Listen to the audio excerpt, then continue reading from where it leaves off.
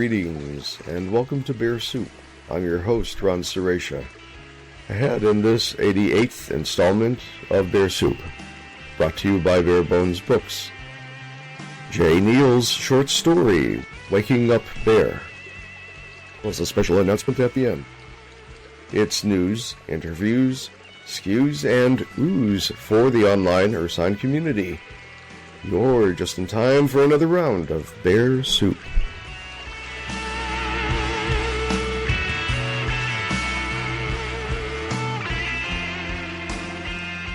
My friend and associate, Richard Labonte, who lives in Ontario, whom I interviewed for Bears on Bears on the topic of bear sex and bearotica, has edited a terrific fiction anthology simply titled Bears, Gay Erotic Stories by Cleus Press in 2008, and it contains a lot of really hot writing by a lot of familiar names in bear fiction. Jeff Mann, Hank Edwards, Simon Shepard, Jay Starr, Dale Chase, Shane Allison, and Jay Neal, who wrote this story, Waking Up Bear. Fortunately, it was a Saturday morning. Barry was just waking up, maybe for the fourth or fifth time. He hadn't slept well, having felt overall itchy most of the night. Now he felt out of sorts, heavy and sluggish. He snuggled back against Stephen, hoping for some relief. "Sweetie, would you scratch my back?" Stephen reached out and felt for Barry's back. "Barry, when was the last time you had your back waxed?" "Don't be silly. I've never had to have my back waxed." Stephen scratched and didn't think much about it. At last, Barry's itch seemed to have been satisfied, and he rolled over to give Stephen a good morning kiss. Stephen turned to meet Barry's lips, opening his eyes just as their noses met. Stephen screamed, "Your face!" Barry recoiled. "What's wrong with my face?" He raised his hands and felt the full, lush beard growing there. His eyes opened wider with alarm. His dread increasing, he threw back the covers and jumped out of bed. Glimpsing himself in the mirror, horror gripped him. He froze where he stood. Inarticulate, Stephen's mouth gaped, and he could only point at the sight. Barry feverishly patted parts of his body. "How did I get all fat and hairy?" He moaned in anguish. "Oh no, I've turned into a bear." Despite himself, Stephen began to giggle. Barry spun angrily toward him. "How can you laugh at a time like this?" "Time like what?" "I don't know. When we went to bed last night, I was smooth and buff and toned. Now look at me." He jiggled the curves of his belly with growing distaste. "What's happened to my abs?"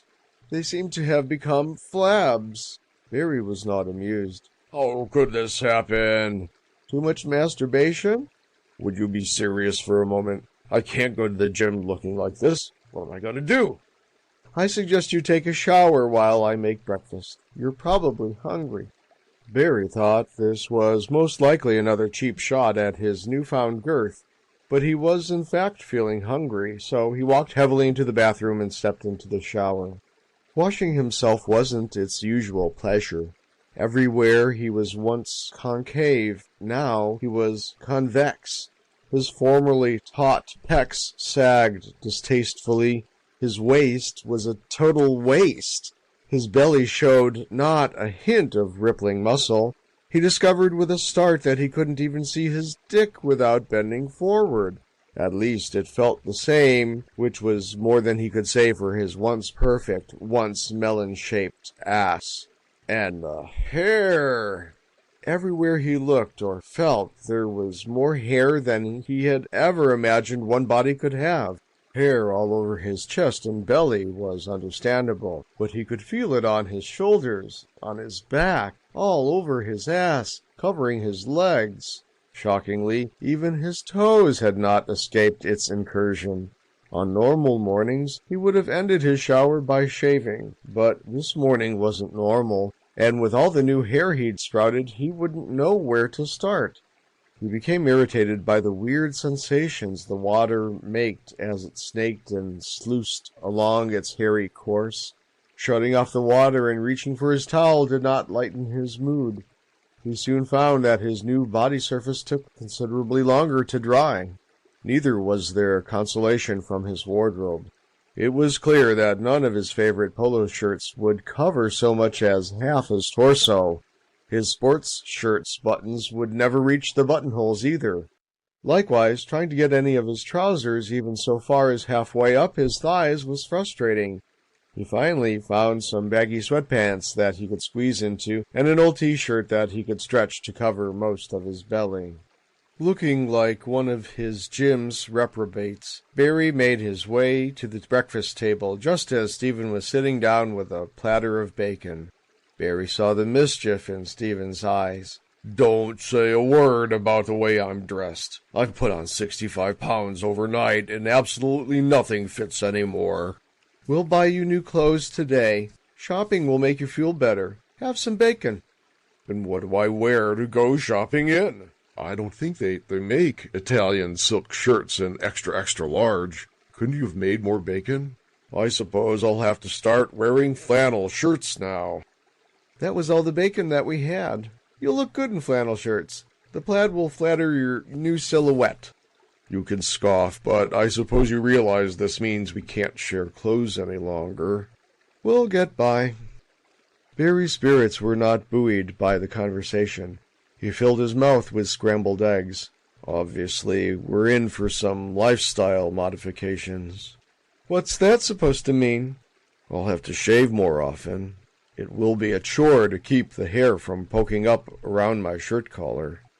Stephen was smiling as he bit a corner of toast. "Why bother? You look more butch this way." "Butch? Who wants butch? Am I supposed to become a leather daddy too now?" "Not necessarily, but you'd look good in leather too." "Oh, I'd look like a cow, you mean?" Barry leaned back and spread his arms out. "See the way my pecs droop and my belly sags?" Stephen sipped his coffee thoughtfully, looking at Barry. "You are the reason the word voluptuous was invented." Barry took another serving of eggs. "Stephen, would you be serious for just a minute? It feels like my life, our lives, have completely changed overnight. I'm trying to think of what to do, and you're acting like nothing's different." "Exactly. What can you do but accept it? Sure, you could kill yourself at the gym to get back in touch with your inner abs, or maybe starve yourself back to a 32-inch waist, or shave yourself twice a day and have your body waxed once a week to recover the hairless you. But why? You just make both of us miserable." "Miserable? Think how miserable I'll be looking like this. None of our friends will be cut dead with a fat, hairy blob like me. No one at the bar will talk to us. We'll be ostracized." Barry paused with his fork in midair, then set it back on the plate. "Or at least I will be.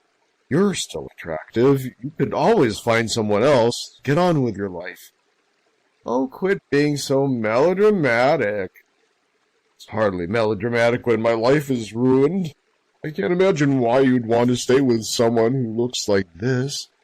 Maybe I should just go and pack and leave town before anyone sees you with this hideous new me." "Well, you can stop that train of thought before it even leaves the station. You are not packing. Remember, none of your clothes fit anyway.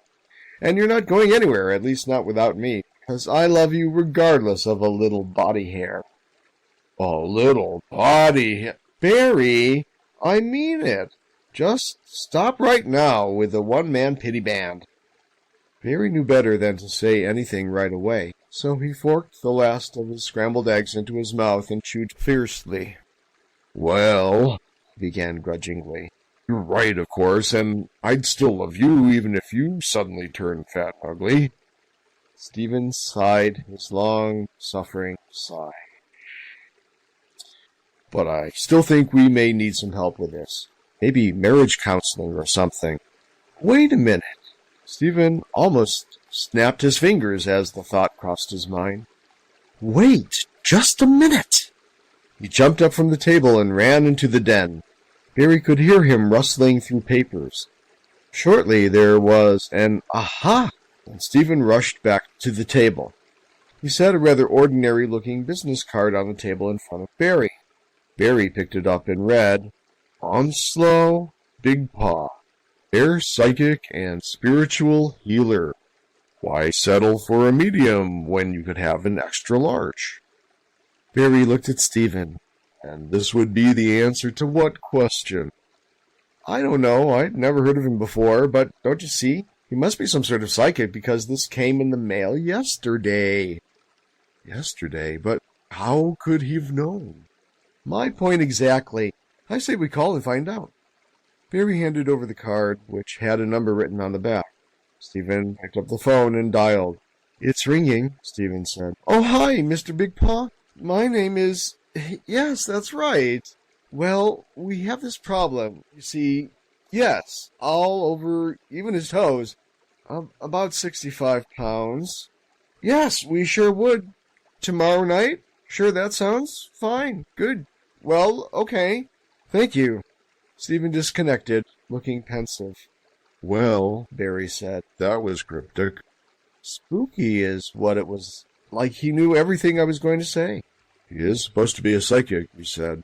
Right, but still. Am I to understand we have an appointment? Tomorrow night, 7:30, his place for dinner. Sounds promising, but whatever shall I wear? Right. Let's go flannel shopping.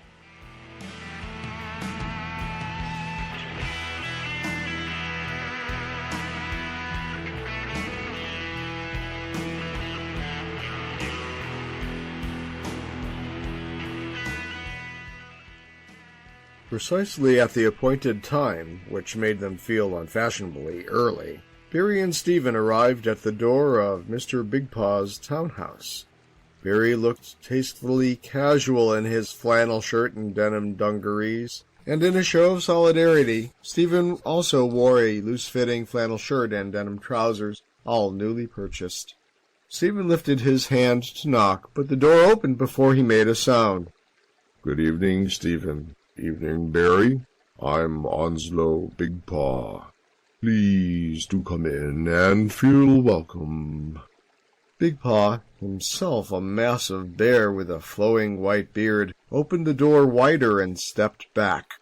Barry and Stephen stepped into the hallway, and Onslo closed the door behind them. Barry noticed that Bigpaw himself was wearing a plaid flannel shirt and denim dungarees. He thought that was a nice gesture, but he was a bit disappointed that Bigpaw wasn't wearing more exotic, mystical clothing, although he didn't really know what that would be. Gentlemen, everything is prepared. Please walk this way. He turned and headed down the hallway. Barry appeared ready to say, If I could walk that way, until Stephen gave him a stern look and mouthed, Behave yourself. Onslo opened the door at the end of the hallway and invited Stephen and Barry in. Ooh, Stephen said without really meaning to. This looks cozy. They stood looking into a spacious sitting room furnished with a large futon set beside a fireplace with a warm, dancing fire. The effect was heightened by the light from the candles in the candelabrum on the table in front of the fireplace. The table itself was set for an intimate dinner. Stephen was enchanted by the romantic atmosphere. Barry, on the other hand, realized that his appetite was asserting itself. It took no further invitation from Onslo for him to move to the table. Bigpaw sat in the middle seat, facing the fire. Barry sat on his left, Stephen on his right. Barry was wondering what the night held in store and how Bigpaw might solve his problem. He suddenly became impatient. Okay, where do we begin? Onslo lifted a cover off a tray of cocktail glasses. With a shrimp cocktail, I believe. No, I don't mean dinner. I mean with my program, my therapy, my whatever. Hi, I'm Barry, and I'm a bear. You know, like that. Do I have to affirm a higher power or something? Barry, this is a 3-course dinner, not a 12-step program. Right, but we have some magic to get through. Just look at me. It's gonna have to be some pretty potent stuff, Barry, what we need to get through right now is dinner. There's plenty of time for the magic to happen. Now, eat your shrimp cocktail and tell me about yourself. Wine? Tell me how you and Stephen met each other. It had something to do with a bowling ball, didn't it? Barry stopped mid-munch, shrimp in hand. What does that have to do with anything? Trust me, Barry, or else it will be a long and unproductive evening. Barry didn't see how it was going to help, but he shrugged his shoulders and returned to munching his shrimp. That was years ago now. We were much younger then.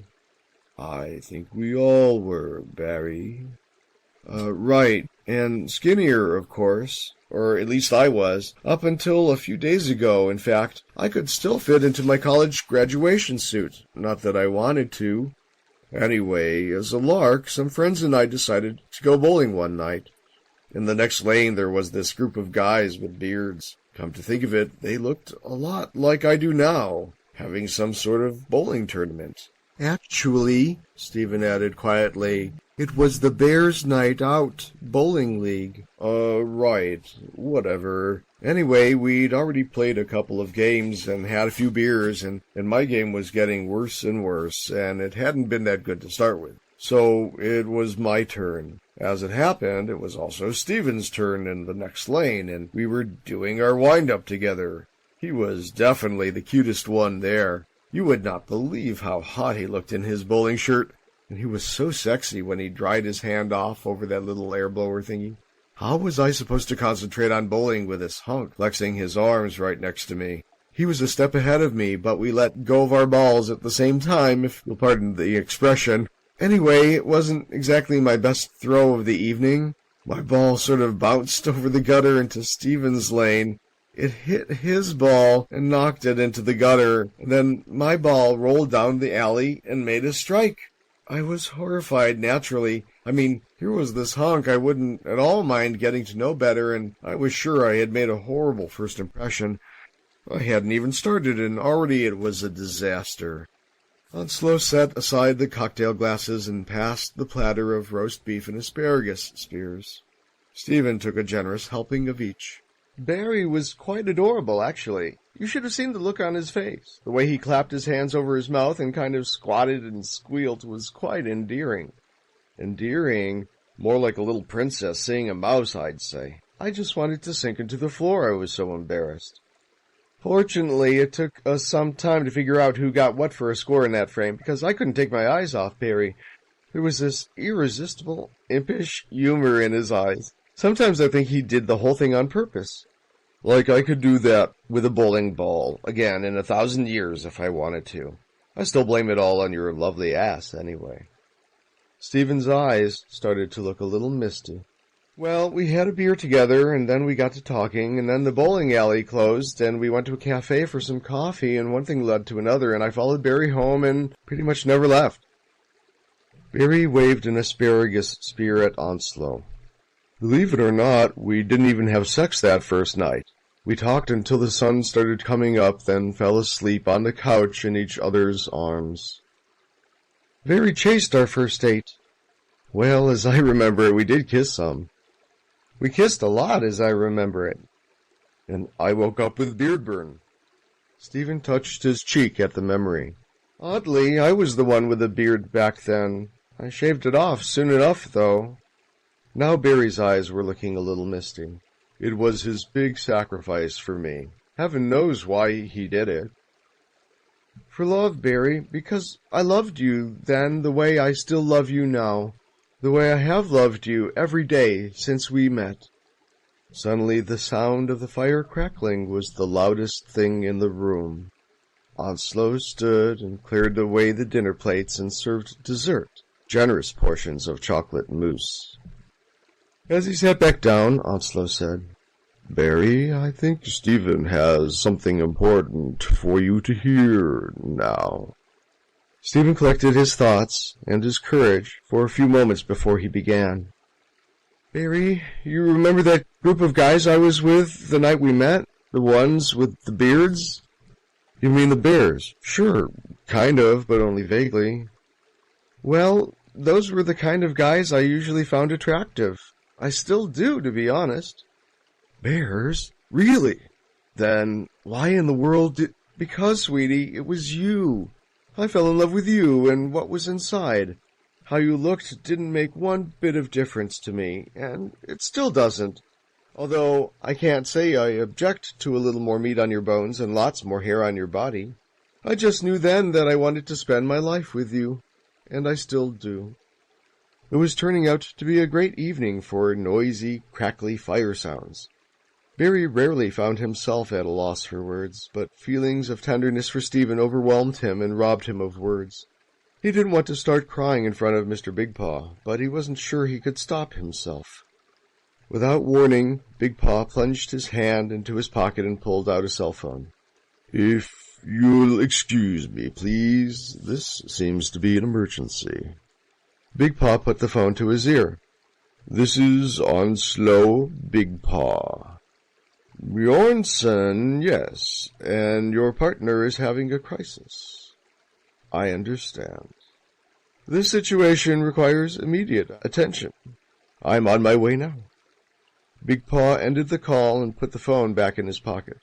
Gentlemen, I apologize for my rude behavior, but I must tend to this matter with some urgency, and I don't know when I shall return. However, we mustn't let this disrupt our important endeavors this evening, nor the progress that we are making. Please enjoy the remainder of your dessert and make yourselves at home. Now I must dash, but I shall certainly see you in the morning. Onslo pushed his chair back from the table and got up, silently replacing the chair before he strode across the room. The door opened and closed without a sound, and Stephen and Barry found themselves alone with just the fire and its crackly noises for company. Feeling no real need for words, Barry and Stephen lingered over each remaining bite of their chocolate mousse, occasionally glancing over at each other with loving but slightly embarrassed looks. At one point, Stephen put his hand over Barry's hand where it was lying on the table. Barry responded by pressing his knees against Stephen's knees under the table. Satisfied in their bellies and aglow with loving warmth, assisted by the fire and the rest of the wine, they were feeling amorous and a little giddy. Stephen watched the reflection of the candlelight dance in Barry's eyes and started to feel rather sentimental too. Barry, you look particularly alluring tonight. Even looking the way I do now? Especially looking the way you do now. Barry, the simple truth is, and I'm very sure of this, I fell in love once with you and not your body, and I still love what's on the inside. Although I will admit that now that you've got some meat on your bones and some hair on your back, I might enjoy the sex even more. Barry might have gasped in astonishment, but instead he giggled. To think that all this time you've been a secret bear lover, and I never knew it. He shook his head, but grinned while he did. Neither confirming nor denying, but giving a pretty good indication. Stephen got up and walked around the table. He lifted Barry's head with a gentle tug on his beard and gave him a big kiss. Barry groaned his surprise, rising from his chair without even thinking. Lips locked, they moved awkwardly toward the futon, tearing off each other's clothes as they went. Barry took a breath. But what if Mr. Bigpaw should return? I think this was part of the plan. After all, he said to make ourselves at home, and he did leave the futon. Barry acquiesced, and they fell together onto the futon, kissing, caressing, stroking, and groping. Stephen was delighted to discover how many new curves and surfaces he found to explore on Barry's newly expanded body. Barry was delighted to discover an abundance of enjoyable new sensations as Stephen explored. Stephen was surprised to find that a certain amount of beard burn around his lips was quite pleasurable. Barry made his own discoveries. Who knew that a tongue liberally applied to a newly hairy earlobe could produce such hair-raising tingles? The layer of hair on his skin seemed to heighten Barry's sensations wherever Stephen touched him. The multiplication of Barry's surface area tempted Stephen into further acts of licking, kissing, and even occasional biting. Stephen was overwhelmed, faced with an all-you-can-feel buffet and too few hands to do it justice. Still, he did what he could. Anxious to feel the full effect of Barry's additional weight, Stephen maneuvered onto his back and pulled Barry on top of him. What a treat! Instead of Barry merely lying on him as before, now Stephen felt engulfed, pressed down by Barry with a feeling of secure contentment and serene confinement, totally enclosed and protected.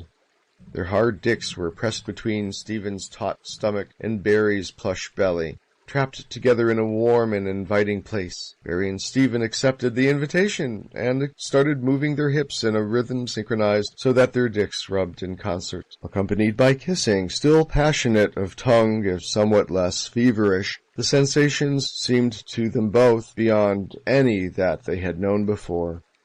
Barry and Stephen were rediscovering sensuous enjoyment that they hadn't shared for several years. Barry's inexplicable physical transformation changed both their perspectives, making all their intimacies as fresh as though discovered for the first time. As their dicks slid together between their bellies, Stephen turned Barry's head so he could lick Barry's ear and whisper his request. "Would you fuck me now?" "Nothing would please me more," Barry whispered back, "provided I can."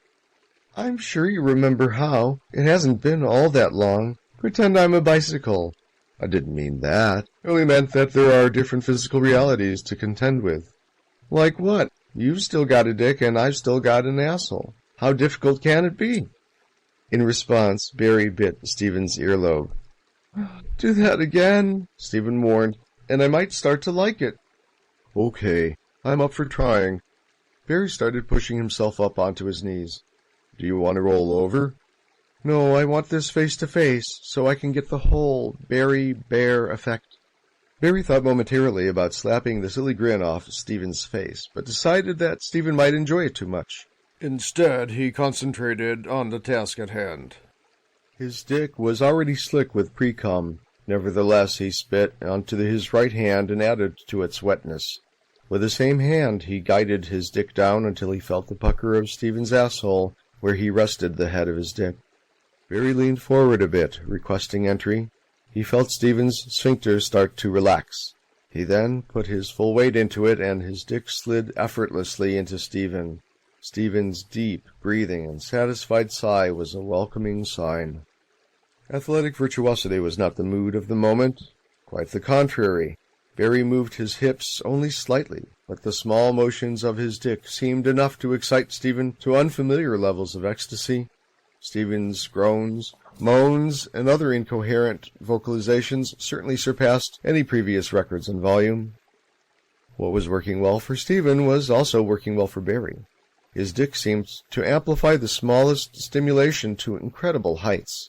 Stephen's evident enjoyment only enhanced the effect. Stephen came explosively.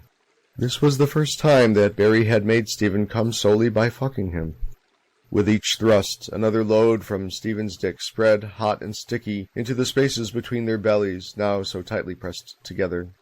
Taken by surprise at the vigor of Stephen's orgasm, Barry himself then shot copious loads of cum inside Stephen, another treat they had not shared in some years.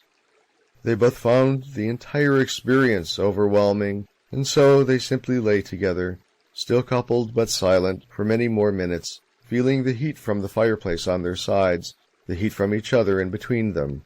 At long last, Barry rolled off, spooning Stephen tight up against his new bare body.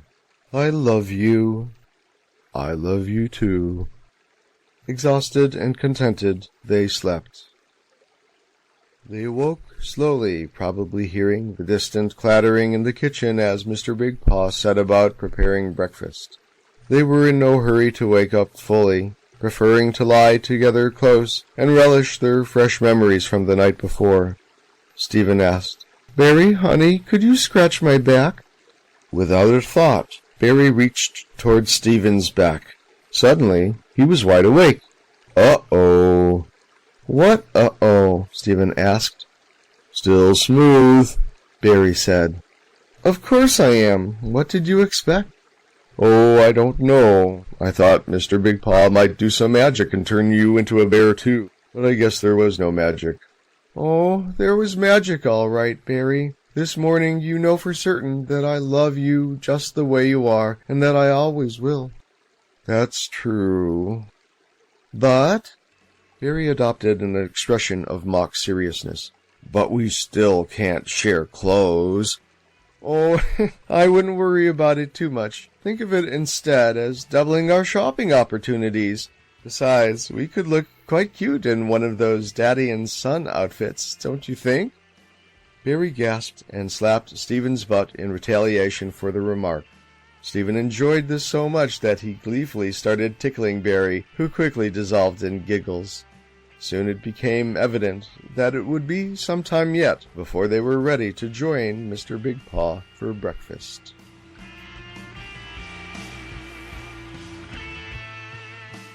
That was the story Waking Up a Bear, written by Jay Neal in the anthology Bears, edited by Richard Labonte. You can find an Amazon link on our website at bearsouppodcast.net.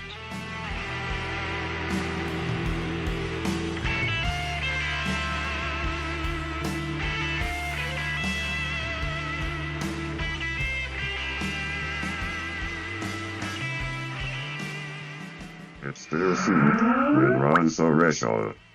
I got a response from Steve Harris, publisher of A Bear's Life magazine, who told me that he got actually zero response from his interview here on Bear Soup last episode, and so I can only deduce that everyone is in hibernation, as it may seem that we have been here at the podcast ourselves, not really cranking them out on a regular basis. But still, we do hope you enjoy the effort.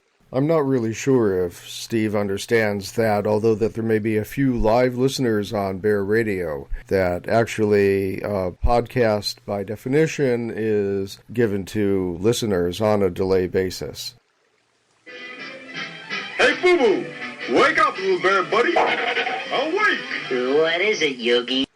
In any case, we do have an announcement, and that is the Bear Soup hot tub is going to be drained again briefly while we move from New London to New Milford, Connecticut, about 2 hours west, somewhat closer to New York City. And in the new location, we'll hope to have an actual hot tub and a fabulous new home recording studio. So while you're hibernating, please cuddle up to the cub or bear of your choice and stay tuned.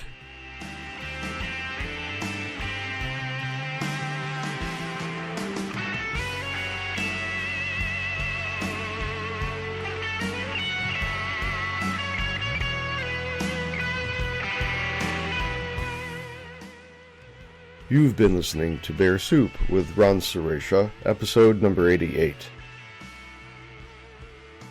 Shoutouts to Warbear, Ralph Seligman and Wayne Courtois. Music by the Mermen, Joe of BearRadio.net, and as always to my husband Rocco. And thanks to you for listening to the Bear Soup podcast. Email me at bearsoup@gmail.com. Check out the Bear Soup page on our newly refurbished home blog, www.bearsouppodcast.net. That's BearSouppodcast.net. Bear Soup is produced for the Bear community of the Bear Radio Network. Bear Radio is not responsible for the content of this podcast. Bubbles for the Bear Soup Hot Tub are powered by our sponsor, Bare Bones Books. Check out their fine titles by Bear authors at barebonesbooks.com, including the latest in the hot and hairy fiction series, Bear Lust, just out February this month, which we'll be reading from on the next program. Look for Bear Soup, Bear Radio, and Bare Bones Books also on Facebook. And remember, sometimes you eat the bear, sometimes the bear eats you.